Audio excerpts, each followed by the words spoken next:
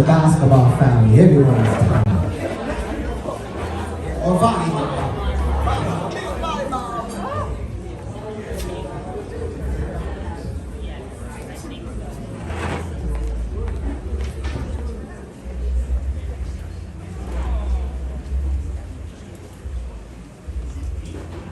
Let's go ahead.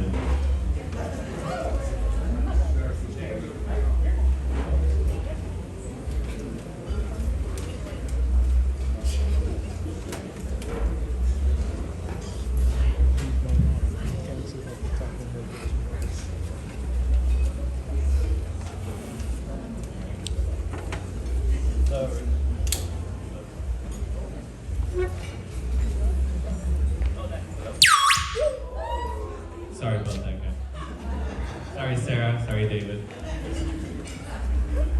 So, I was selected to be the delegate from the LCHEC team to talk a little bit about David and Sarah, and specifically our big brother Sarah. And I'll leave it to Cindy to tell you all about how great Sarah is. Our big brother David.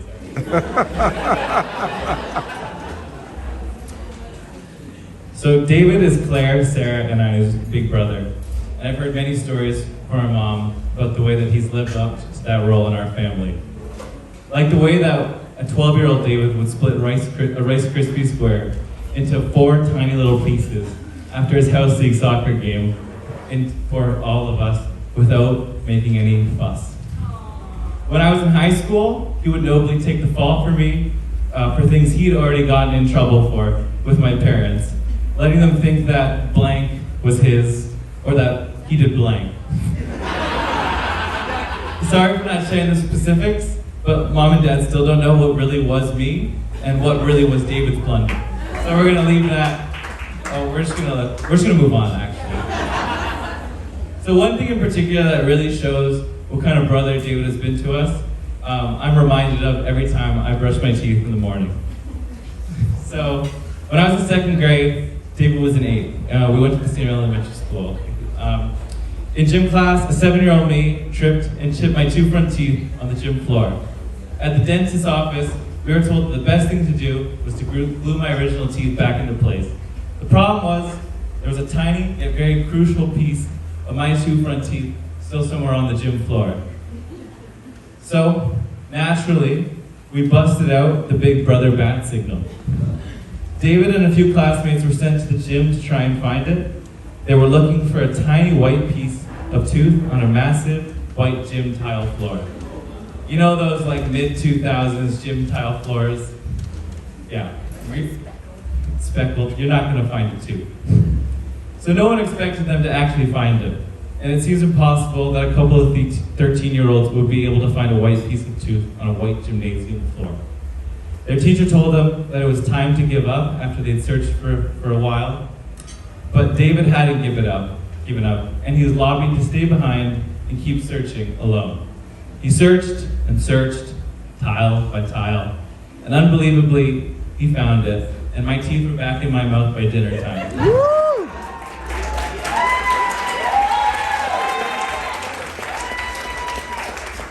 And David doesn't have a very good attention span, so that's like all the more. Anyways, David is the type of person to do that for his family, the type to go the extra mile for the ones that he loves. He didn't need to stay in the gym to keep looking for my tooth, but he did it anyway to care for his little brother, even when everyone thought that searching was useless. If that's how he treated his accident-prone and knowing to play video games with little brother, then I can only imagine the lengths he would go to take care of Sarah and any of the children they may have. No pressure. Which brings me to Sarah. The men in my family are on a streak for falling in love with strong, independent women. Women who can hold their own, no problem. My Papa Peter fell in love with my Grandma Sarah, and my Papa Dave fell in love with my Grandma Beth. My dad is smitten with my mom after all of these years, who's the epitome of strength and courage. Speaking of, my mom, she looks beautiful tonight. You would not believe. She was on her deathbed last night somehow. So sick, she's brought it all together, and she's just looking beautiful tonight, no matter what. That's wrong. And not to mention all of my beautiful aunts who are here today. See all of you. Hello, Auntie Ann. So it should come as no surprise how quickly David fell for Sarah. The two of them have been together for a long time now. To put it in perspective, in just under 5 years after that whole tooth debacle, David and Sarah were dating. He didn't even make it to Halloween when he moved into residence in his first year of university. They started going out mid-October. A month and a half. So they were already together, and by mid-October, they were inseparable, and have been inseparable ever since. Even when they weren't together, they were on FaceTime all the time. Like all the time. Breakfast, do whatever. Hello, test, there we go. Cooking breakfast, going to bed. Hearing David whisper sweet nothings to Sarah over FaceTime at 3 a.m. I'm glad we got separate rooms after a few years. So, the two of them are a team, and they've done a lot, and they've been through a lot. From cramming for exams when they were 17-year-old kids, to figuring out how to cook a seafood boil, to driving around doing Uber Eats to save for a trip to move to Australia, to actually moving across the world to Australia, just the two of them. The same commitment that David has to his siblings shows itself in his commitment to Sarah. I still remember the certainty that my brother would have when he talked about his future with Sarah, even when they'd only been together for less than a year at the time. It was always when we were getting married, it was never if we were getting married. And Sarah would talk about her future with David in the same way.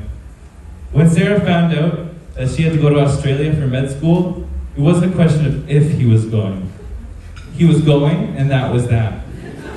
Sarah was going to be his wife, and that was that. No matter what challenges life has thrown at them, they've always made it through as a team.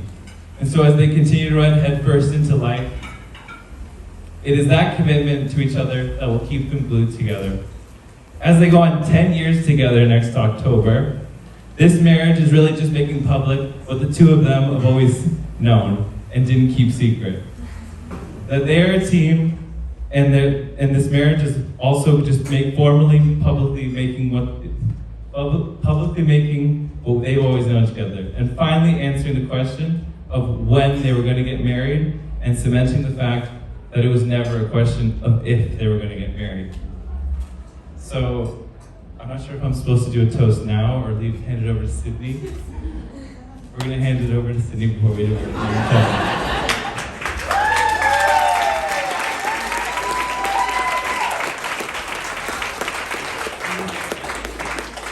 Hello, everyone. I am the only Laura sibling. For those who I haven't already had the pleasure of meeting, I'm Sydney, the younger bald-headed sister, not to be mistaken with the bride. Writing this speech and coming up with the right thing to say has definitely been one of the hardest things I've done, as us smart sisters aren't really one for public displays of emotion. I spent hours trying to look up TikToks of maid of honor speeches, but obviously nothing was super helpful. I couldn't quite find anything related to us and our relationship as sisters. So bear with me as I do my best to walk through our relationship, what it means to me, and David's addition to our lives. When Sarah was a little girl, she practically begged my parents for a younger sister. I, on the other hand, wished for an older brother. I quickly realized that having Sarah as an older sister wasn't that far off. Having Sarah as a sister is definitely interesting to say the least. Due to our almost 5-year age gap, our relationship started off a little bit rocky when we were young. But thankfully, by the time I hit high school, we grew to be pretty close.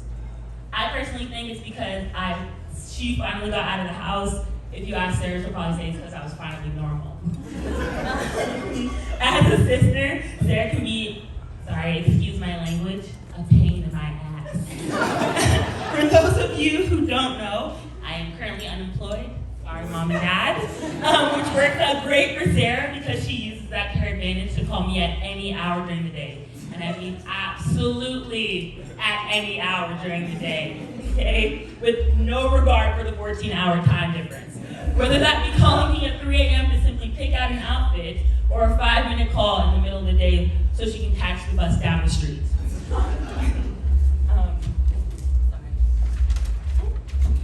But she is probably also my biggest supporter. I could probably bet that Sarah has watched almost every single one of my university volleyball games, even with that 14-hour time change. She even once went so far as to come to my 18U championship game blind after having an eye surgery less than 24 hours before, while my teammate sister, Jen, don't know where you're at, thank you, Jen, gave her verbal play-by-play of the game. Over the years, we have definitely had our fair share of laughter, arguments, and even a few tears, but I wouldn't trade her for anyone in the world. As I stand beside you today, a little far, but you get the idea, I can't help but reflect on the remarkable person you are. Not to blow your head up any more than it already is, but Sarah is probably one of the most hardworking, intelligent, confident, and bougie individuals I have ever known, as many of you already know. Not to anyone's surprise, she continues to excel in every aspect of her life and always aims for absolute perfection, whether it be in her studies, day-to-day life, and beyond. So I've always wondered what kind of man Sarah would end up with, because he couldn't be anything short of perfection. And I don't think she could have found anyone closer. When I first met David, you could definitely say I was too stunned to speak. And Sarah and David definitely know what I'm talking about when I say that. But as most of you in here know, David is very hard not to like. He is one of the most caring, genuine, and authentic people I have ever met in my life, and I don't think she could have found anyone more perfect for her. Honestly, to this day, David, I have no idea how you put up with Sarah's foolishness. But just by looking at them, you can tell how much he loves her and how much they love each other. So,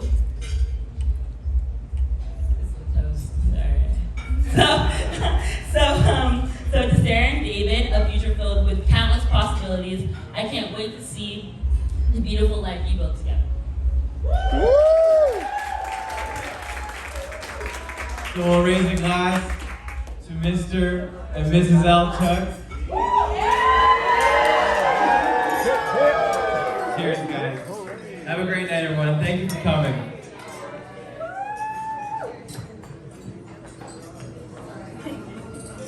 All right, please give a round of applause to the siblings. Yeah. So, ladies and gentlemen, we're just going to play some music while you have your first course meal, and we will begin with music.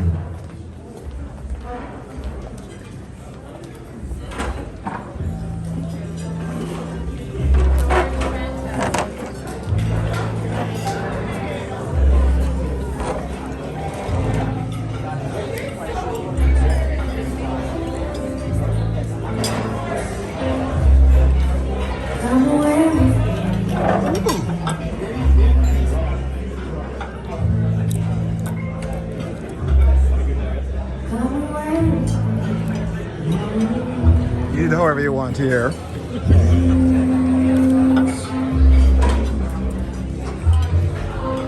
Oh, is he gone?